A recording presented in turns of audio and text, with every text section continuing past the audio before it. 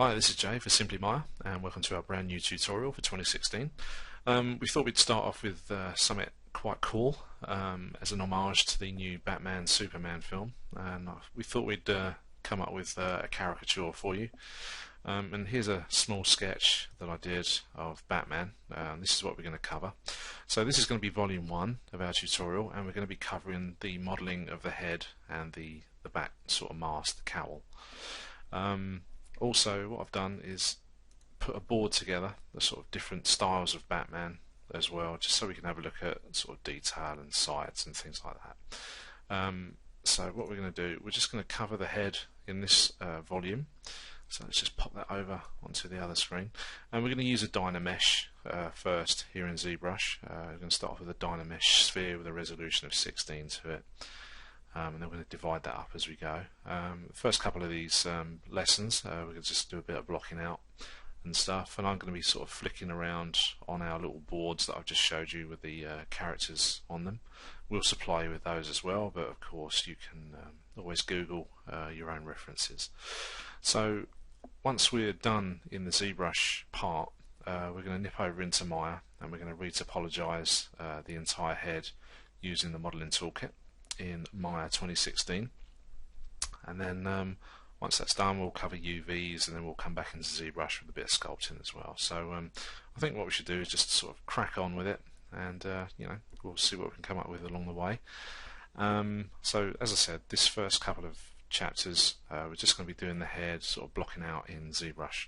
So let's crack on. So let's get ourselves a Dynamesh. So let's just jump into the old menu, and we're going to choose the Dynamesh of 16 and just jump that over. There we go. Okay, so all we're going to do now is just going to start pulling this guy around. So I'm just going to increase the brush size, and I'm just going to move this guy and start sort of blocking out the chin as we go. So again, it's going to be very rough for this, just to get proportions. Just going to hit F on the keyboard just to frame that up a bit better. Okay, that's okay. So as you can see, it's quite a quick process.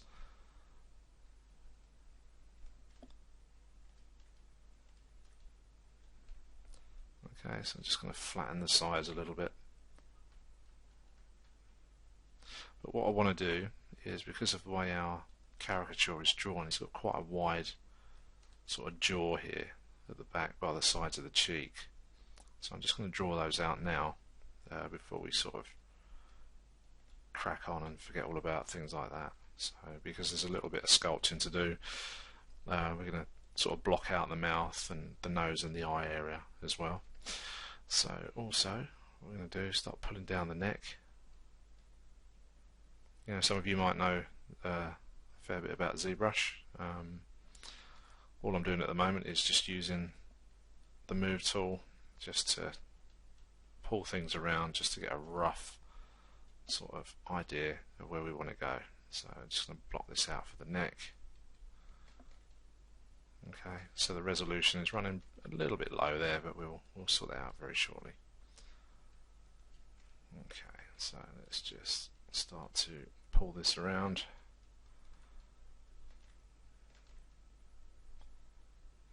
Just pull that forward.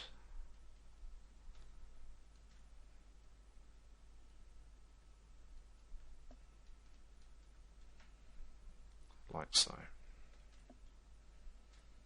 Okay. So let's just pull this around a little bit as well at the back. Just making sure. And the front as well. Let's just turn off local, just so that spins in the center. Okay.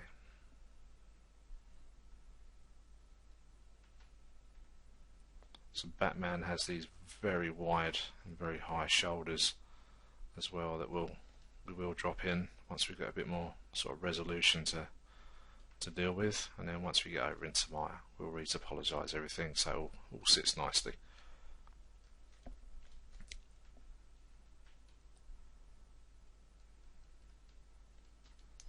So this technique I'm using is used by concept artists and also modelers as well, just to get, so we can get stuff out really quick.